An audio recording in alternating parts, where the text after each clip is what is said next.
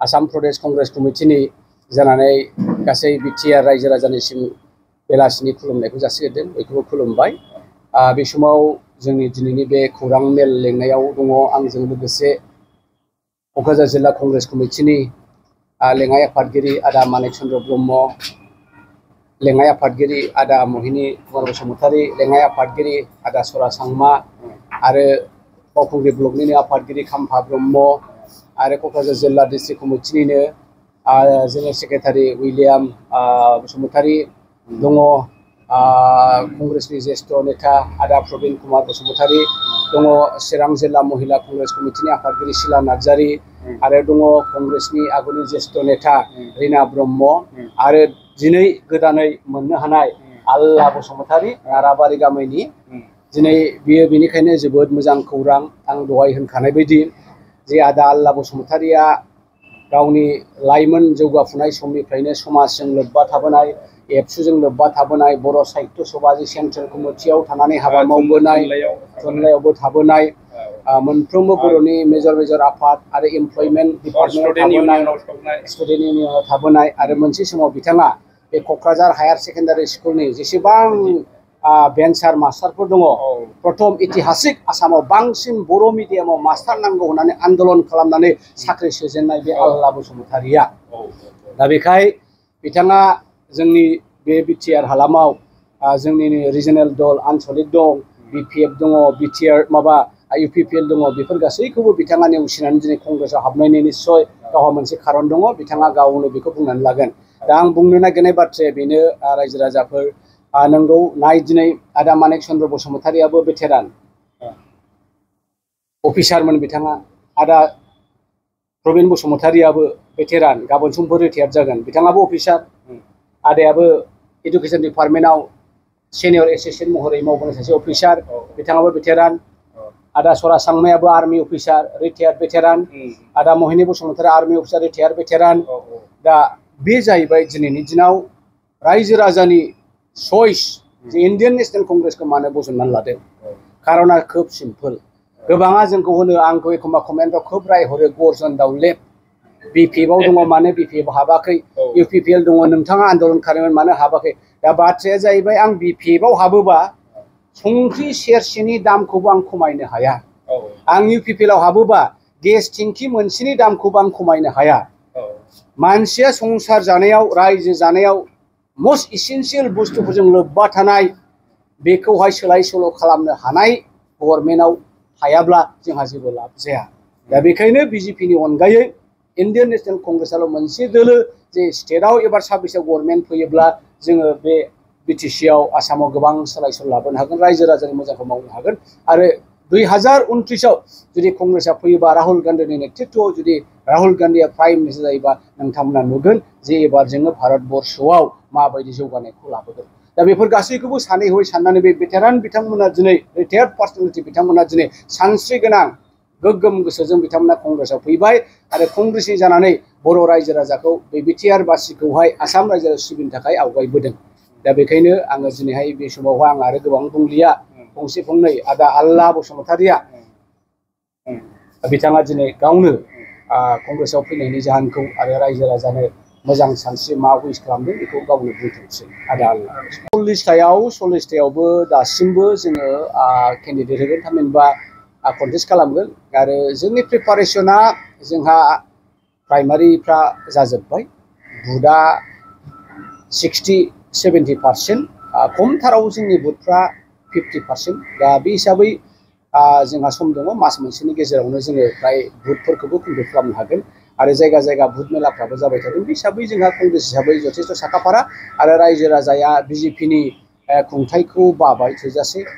इउपिपिएलनि खुंथायखौबो बाबाय जेबो मावनो हाया, बिपिएफनि खुंथायखौबो बाबाय जेबो मावनो हाया। दा रायजो राजाफ्रा बुंदों बिपिएफआबो हा फाननानै जादों, रामदेबनो उमुगनो आरो नै इउपिपिएलखौ होनदों हा फाननानै जादों। दा गोबां एन्टि इनकाम्बेन्सि दङ, बिपिएफआबो इउपिपिएलआबो रायजो राजाया बोराबनानै दङ। बेखायनो जों सानदों एबारावहाय इण्डियान नेशनेल कंग्रेसआ मोनसे बिकल्प जानो हागौ। फारसेथिं जोंहा आसामावहाय पिसिसिआवहाय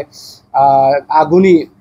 आफादगिरिखौ बोख्लायनानै गौरब गगৈ बिथांखौ जोङो आफादगिरि होबाय। दिनै सारा आसामावनो मोनसे दोहौ फैदों, बे दोहौआ निस्सय गौरब गगैनि दोहौआ जोंनि बिटिसिआवबो नांगोन। बे गासैखौबो नायोब्ला जोंनि गाबोन समफोरनि कंग्रेस भबिष्यता मोजां जोङो सरकार दानो होनाखै नाथाय जोङो राजा बानायग्रा जागोन खमथाराव जोङो 7थाखौ मोनगोन आरो जोङो बाराब्ला 11टा 12टासिम मोनहैनो हागोन दा बेखायनो जोङो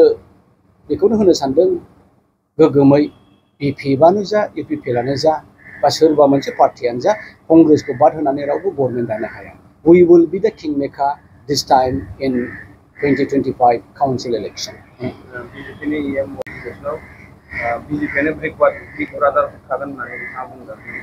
नङा बिजेपिआ बिग ब्रादार जानो हाया दिनैहाय बिजेपिआ सोरखौ थगायाखै बिपिएफखौबो थगायबाय बिपिएफखौथ' गले गले खनथामसिम थगायबाय मोनसे खन्थाइ दङ बै बेमाया स्पाइडारा थाम्फैखौ होना होमबा एसे गाखोबोबाव नैबे सिटआव गाखोबा सेकेन्ड सिटआव साबसिन होयो सेकेन्ड सिटआव गाखोबा सिरिथामाव साबसिन गाखोयो बेबायदि थगाय लाबोनानै दिनै बिपिएफखौ ओरैबायदि असल खालामबाय बिपिएफनि सासेबो बर' नेता आन्दोलनकारि नेताया दिनै बिपिएफआव थानो लुबैला दा बे जाहैबाय बिजेपिजों एलायन्स जानायनि उनाव बिपिएफनि हालोद थासारि दा थिग बिदिनो दिनै इउपिपिएलखौ गालागाथा खालामबाय हठात मुहुर्तआव मैया दाखालि दिलीप सैखिया नामा आसाम प्रदेश बिजेपिनि आफादगिरि बिथाङा होनबाय जे जोङो गाव हारसिं गेलेगोन 40टायाव जोङो फ्राय होजोबगोन खालि मोननैल' जायगा जेराव हाग्रामा गेलेगोन जेराव प्रमद गेलेगोन जों बेवहाय होनाय नङा बाखियाव होजोबगोन बे मा जाखो दा बेखाय इउपिपिएलनि सोद्रोमाफ्राव बुजिबाय बिपिएफनि सोद्रोमाफ्राव बुजिबाय जे बिजेपिआ जोंनि आन्चलिक दलखौ अनसाया बिजेपिआ ट्राइबेल फ्रेन्ड्स नङा बिजेपिआ बर'फोरनि लोगो नङा बिथांमोनहा गेदेर ना बिथांमोना जोंखौ ग्लब ग्लब बननानै जाजोबगोन जाय काउन्सिलफ्रा बे आसामनि दिमा हासावखौनो होन कार्बिखौनो होन नोङो राभा हासंखौनो होन नों माबा मेस काउन्सिलखौनो होन नोङो मिरि मिसिं काउन्सिलखौनो मोनसेबो काउन्सिला दिनै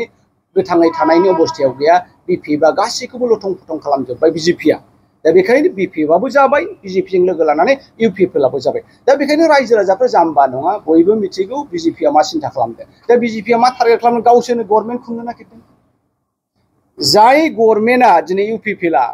एबसुनि दावहारुफ्रा एनडिएफबिनि दावहारुफ्रा बिजेपिनि नेतृत्वआवहाय मोनसे एकर्ड खालामदोंमोन दिनै बे एकर्डनि हालोदा मा आं सिगाङाव बुंदों दिनैबो बुंगोन जे बे एकर्डआ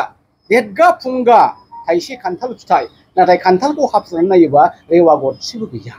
बे जाहैबाय दिनैनि एकर्ड मा दङ बे एकर्डआवहाय माया इमप्लिमेन्ट जाखो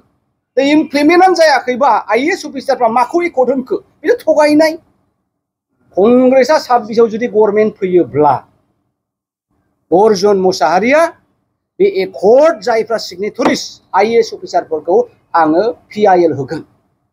खारन नोंथांमोना बिटिआर बे 6 शेड्युलावहाय जेबायदि एकर्ड जानांगौमोन बे मथे एकर्डखौ खालामाखै माबायदि एकर्ड बेलाय जाय एकर्डआ जाय दफाया कनस्टिटिउशननि मोनसेबो दहाय गैया कनस्टिटिउशननि आर्टिकेलनि मोनसेबो सापर्ट गैया what kind of accord is this if you cannot implement it if you cannot make it into an act what is this accord होमबा जोंनि दावहा नांनायनि ओंथिया बहा बेरखांखो दा बेखायनो जोंनि रायजो राजाफ्रा थगायजाबाय एबसुनि दैदेनगिरिफ्रा थगायजाबाय एनडिएफबिनि दैदेनगिरिफ्रा थगायजाबाय इउपिपिएलनि लिडारफ्रा थगायजाबाय रायजोफ्रा समखौ नेबाय था नोंथांमोननि अनसायनायखौ मोनोब्ला जुदि 2026आव आसामाव कंग्रेसआ गभर्नमेन्ट फैयोबा अर्जुन मुसाहारिया पिआइएल होगोन